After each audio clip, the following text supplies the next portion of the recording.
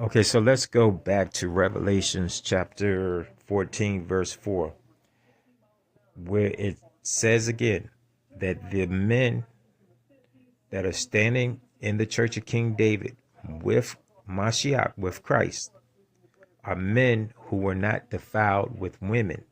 Let me explain this. Right now, your wife, your girlfriend, or whoever you're dealing with has the flesh of her father and mother. She doesn't have your flesh. So if you're dealing with her, you're becoming defiled with her, right? The in other words, the defilement of the women now is that the fact that she came from another man, okay? That there's another man in between you and her, which we call her father, if you can understand that. But in the resurrection, right, the two become one flesh. She puts on your flesh. As you put on the flesh of Christ, she puts on that same flesh.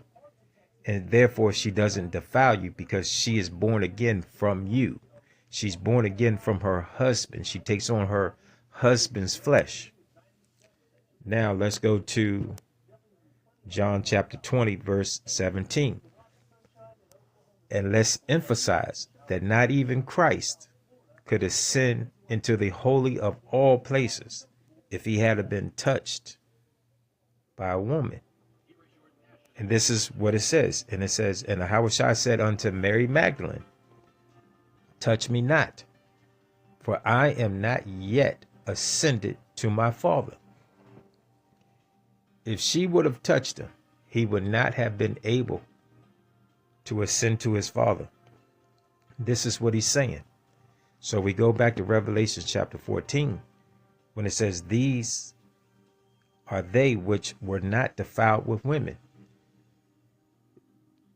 This is what it's talking about. It is talking about that in order to enter, for a man to enter into the Holy of Holies, he cannot be touched by a woman.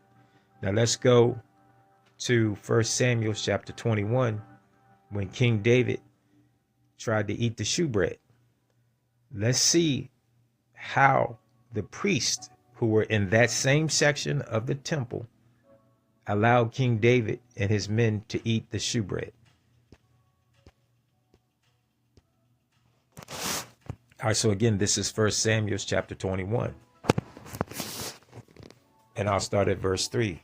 And it says, now therefore,